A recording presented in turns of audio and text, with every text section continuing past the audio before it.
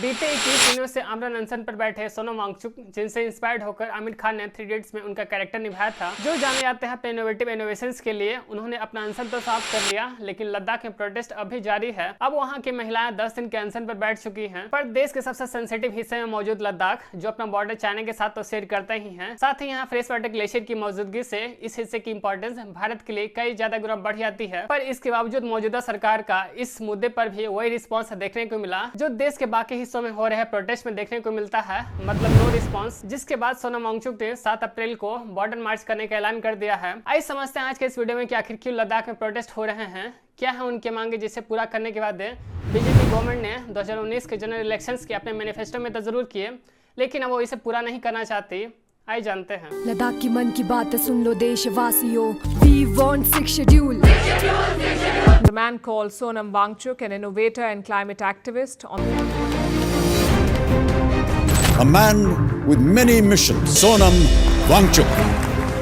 दोस्तों, आज जो लद्दाख में प्रोटेस्ट देखने को मिल रहे हैं, उसके रीजन समझने से पहले हमें यह समझना होगा कि आखिर किस प्रकार लद्दाख एक यूनियन टेरिटरी बना। और आपको शायद यह जानकर हैरानी होगी कि आज लद्दाख के लोग जिस यूनियन टेरिटरी स्टेटस के अगेंस्ट प्रोटेस्ट करने लग रहे हैं, वही लद्दाख के लोग साल 2002 से लद्दाख को यूटी बनाने की मांग कर रहे थे। जिसके पीछे यह कारण माना जाता है कि क्योंकि यह जम्मू एंड कश्मीर का हिस्सा हुआ करता था और जब जम्मू एंड कश्मीर के लिए बजट एलोकेट की जाती थी तो उसका मोस्टली स्पेंडिंग कश्मीर रीजन में ही देखने को मिलता था। इसके अलावा पाकिस्तान के साथ बॉर्डर शेयरिंग के कारण जितनी अटेंशन कश्मीर को मिली उतना लद्दाख को कभी नहीं मिल पाया। और इसी कारण से तो जब जम्मू एंड कश्मीर से आर्टिकल 370 हटाकर उसे 2 यूटीज में चेंज किया गया, एक लद्दाख और दूसरा जम्मू एंड कश्मीर। लद्दाख के जम्मू एंड कश्मीर से अलग होने के इस फैसले को जहाँ लेह के बुद्धिस्ट मेजोरिटी ने इसे सेलिब्रेट किया, तो ही कारगिल डिस्ट्रिक्ट्स के मुस्लिम मेजोरिटी इससे खफा थे। लद्दाख के लोगों की यह खुशी जल्द ही गुस्से और निराशा में बदल जाती है जब वो रियलाइज करते हैं कि अब तक उनके द्वारा जो जम्मू एंड कश्मीर के लेजिस्लेटिव असेंबलीज में 4 और लेजिस्लेटिव काउंसिल्स में 2 एमएलए चुने जाया करते थे, वो अब लेजिस्लेटर ही नहीं रहेंगे। सीधे शब्दों में कहें तो जम्मू एंड कश्मीर के पास खुद की लेजिस्लेटिव असेंबली भी होगी और उनके द्वारा चुनी गई चीफ मिनिस्टर भी होंगे। पर लद्दाख का एडमिनिस्ट्रेशन अब लेफ्टिनेंट गवर्नर के अंडर ब्यूरोक्रेट संभालेंगे। इसके साथ ही आर्टिकल 370 के एब्रोगेशन से जम्मू एंड कश्मीर के बाकी सिटीजन की तरह लद्दाख के लोगों ने भी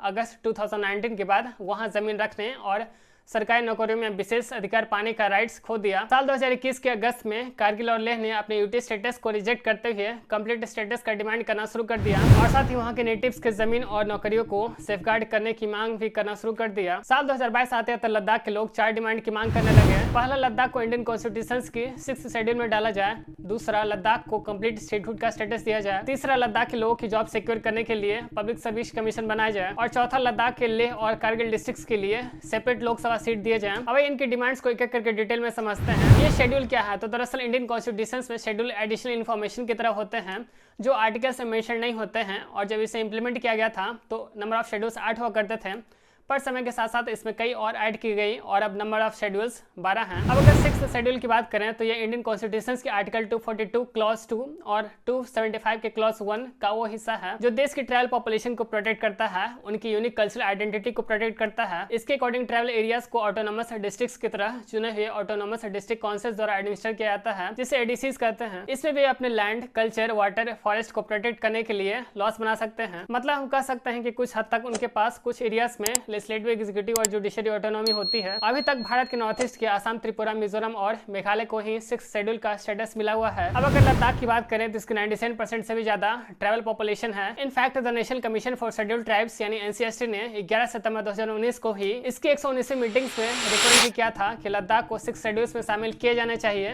पर इसके बावजूद भी सरकार ने इसे इग्नोर ही किया। इनके रिकमेंडेशंस को थोड़ी देर के लिए छोड़ भी दें तो भी मोदी सरकार ने न केवल 2019 के जनरल इलेक्शंस में बल्कि 2020 में हुई लद्दाख ऑटोनोमस डिस्ट्रिक्ट हिल काउंसिल्स के इलेक्शंस के मैनिफेस्टो में खुद वादे किए थे कि लद्दाख को 6 शेड्यूल्स में शामिल किया जाएगा। पर इन इलेक्शंस में बीजेपी के शानदार जीत के बावजूद भी उन्हें 6 शेड्यूल्स का स्टेटस नहीं दिया गया। साल 2019 से 2024 तक सेंट्रल गवर्नमेंट और लद्दाख के लीडर्स के बीच कई मीटिंग्स हुई और आखिरकार 4 मार्च 2024 को सरकार ने इसे मानने से साफ इनकार कर दिया, जिसके बाद सोनम वांगचुक के साथ हजारों की संख्या में लद्दाख के लोग अपनी नाराजगी जाहिर करने के लिए प्रोटेस्ट साइट पर अनशन पर बैठ जाते हैं। इनकी दूसरी डिमांड है लद्दाख को फुल फ्लेज स्टेटहुड का स्टेटस दिया जाए। आज लद्दाख के पास डेमोक्रेसी के नाम पर कुछ भी नहीं है, ना ही इनके पास लेजिस्लेटिव असेंबली है, ना ही कोई इनके द्वारा चुना हुआ इलेक्टेड रिप्रेजेंटेटिव्स और ना ही इलेक्टेड गवर्नमेंट। अगर इनके पास कुछ है तो वो है ब्यूरोक्रेट्स जो लेफ्टिनेंट गवर्नर के अंडर इन पर एडमिनिस्ट्रेशन करते हैं। और ये जाहिर सी बात है कि अगर यहाँ कोई लोकल सरकार नहीं होगी तो लोकल्स के इंटरेस्ट को ध्यान में रखकर जो लॉ एंड पॉलिसीज बनाई जाती है वो नहीं बन पाएगी अगर यहाँ का कंट्रोल डायरेक्टली सेंट्रल गवर्नमेंट के पास होगा। लद्दाख के लोगों की तीसरी मांग है कि उनकी खुद की पब्लिक सर्विस कमीशन होनी चाहिए, जैसे कि भारत के बाकी राज्यों में होती है, ताकि वहाँ के युवाओं को सिक्योर जॉब्स मिल पाए। और इनकी चौथी मांग है कि कारगिल और लेह के लिए अलग अलग एमपी हों। अभी के समय केवल एक एमपी ही पूरे लद्दाख के लोगों को रिप्रेजेंट करते हैं। अपने लेटेस्ट वीडियो में सोनम वांगचुक ने 7 अप्रैल को बॉर्डर मार्च या फिर उनके टर्म्स में कहे तो पश्मीना मार्च पर जाने का ऐलान किया है। उनका कहना है कि पश्मीना हर्डर्स जो दुनिया के one of the finest fibres बनाने के लिए जाने आते हैं, जिन्हें हम कश्मीर या फिर पश्मीना के नाम से जानते हैं, उन्हें अपने कैटल्स बेचने पर मजबूर होना पड़ रहा है, क्योंकि उनके पास्चर लैंड्स को साउथ की तरफ से कॉर्पोरेट इंडस्ट्रियल प्लांट्स द्वारा लगातार बड़ी तेजी से इंक्रोच किया जा रहा है। तो ही नॉर्थ से चाइनीज इंक्रोचमेंट के कारण वे अपने प्राइमरी पास्चर लैंड्स ऑलरेडी खो चुके हैं और वे चाहते हैं कि वे उनके साथ सॉलिडेरिटी के साथ खड़े रहें। We will be doing a Pashmina march or a border march on 7th of April, where we'll be going to the Tibetan plateau in Ladakh, where all the grazing lands of the famous Pashmina herders who produce some of the finest fibers in the world called Kashmir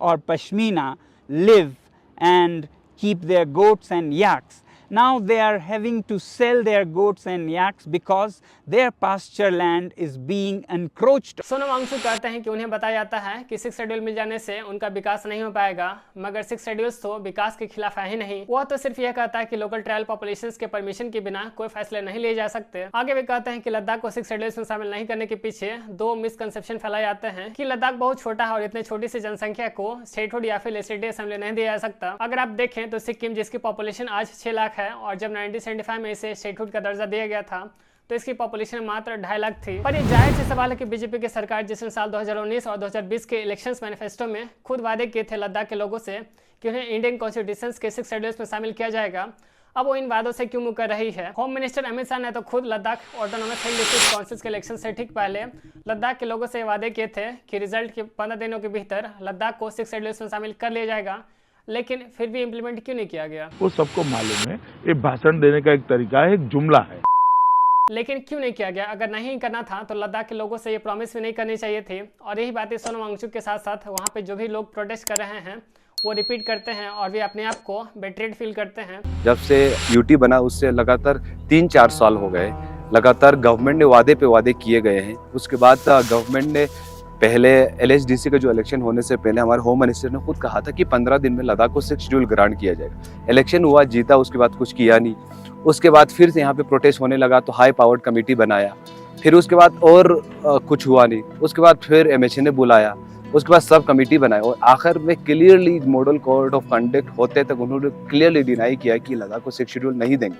तो मुझे लगता है government ने यहाँ के लोगों के साथ बहुत चालाकी के साथ खेला है। तो अगर कंक्लूड करें तो हम कह सकते हैं कि क्लियरली लद्दाख में लोकल डेमोक्रेसी सेटअप करने की जरूरत है, ताकि न केवल वे खुद के लिए बल्कि पूरे भारत को ध्यान में रखकर बेहतर डिसीजन ले सके। और ये जरूरी भी है क्योंकि हम ऑलरेडी क्लाइमेट इश्यूज फेस करने लग रहे हैं, जिसके परिणाम स्वरूप भारत के अलग अलग राज्यों में देखने को मिलती है। कहीं फ्लैश फ्लड आ जाती है और कहीं बारिश ही नहीं होती है, जैसा कि आज हम बेंगलुरु के केस में देख रहे हैं कि वो ह्यूज वाटर क्राइसिस का सामना कर रहा है, जिसे हमने इस वीडियो में एक्सप्लेन किया है। और अगर आप देखना चाहते हैं तो नीचे डिस्क्रिप्शन में दिए गए लिंक पर क्लिक करके देख सकते हैं। और लद्दाख के फ्रेजाइल ज्योग्राफी को देखते हुए ये कहीं ज़्यादा इंपॉर्टेंट हो जाता है कि उससे अनवांटेड इंक्रोचमेंट से बचाया जाए और डेवलपमेंट के नाम पर उसके इकोसिस्टम को ना तबाह किया जाए। सो दोस्तों, आपका क्या ओपिनियन है इस इशू को लेकर? क्या लद्दाख के लोगों की मांगों को जमीनी स्तर पर इम्प्लीमेंट करने की जरूरत है? नीचे कमेंट सेक्शन में जरूर लिखिए।